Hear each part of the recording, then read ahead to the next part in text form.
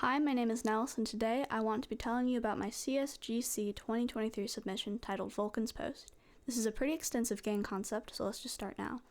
In this game, you play as a worker on a new space frontier. You are stationed on planet Vulcan, working on a mining outpost. As the player, you can choose one of 3 jobs to play as: Pyrotech, Security, and Mechanic. In this game, you are steadily working against time and have to adjust your plan to find the route that is most efficient for you to disarm the bombs that have been placed around the station. This is how the separate characters come into play.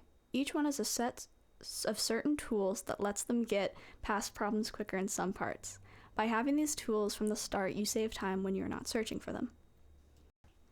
This is for anyone that enjoys playing games over and over again to perfect skills. This game has not been designed to be completed in 1 or 2 playthroughs.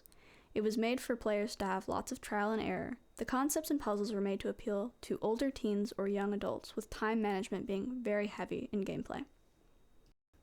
Rather than a full-body suit that you can sit in and pilot, these are more like armor that you can just step into. They help you do tasks, but physical labor is still there. My mechanic role came first. Her suit is heavy on the limbs and made to help her lift heavy parts in her garage.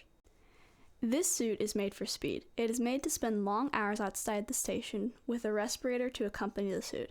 Paralympic blades are made to take advantage of Vulcan's low gravity. On Earth, when athletes use these, they can leap beautifully through the air. On Vulcan, the same effect is tripled. They can leap higher in the air, covering much more ground. A pyrotechnic, a field worker. They have to enter the caverns and place and manually set bomb timers. After that, they just need to run out of the blast radius. The ore that is being mined blocks remote signals, preventing bombs from being detonated from afar. The security guard. Very neutral in presence and made to keep peace. They have the highest clearance and can get into any room they need, but they do not have a full suit made for the outside of the station since it's not needed 24/7. The mechanic. Works on heavy mining equipment, repairs any ripped lines or missing parts. They have an entire realm for them to work in, and their suit makes sure that they are very equipped to work there.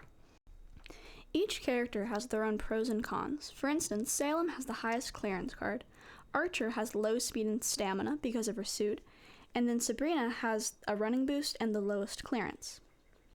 A certain level of ID card clearance is needed to get into most of the rooms in the station. Depending on what player you choose, you will have to find the other cards to get into the needed rooms. Some of the tasks will have a separate time on themselves. If the task is not fixed in time, it could result in game failure or permanent damage, thus resulting in permanent time loss. Doors in the station are made to open automatically, but for safety reasons, they can be opened manually with the use of a door pick in the card reader. But this takes time to pick the door open, time you do not have.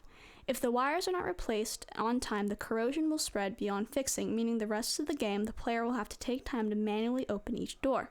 A lot of tools and parts around Vulcan's Post are there for you to use, a few of those being an O2 tank, a door pick, a decoder for disarming bombs, a rover, and a pyrotechnic ID card. When designing inventory, I wanted to go with a more realistic and less used approach, size-based. Having seen the system only in one other game, it really stuck out to me.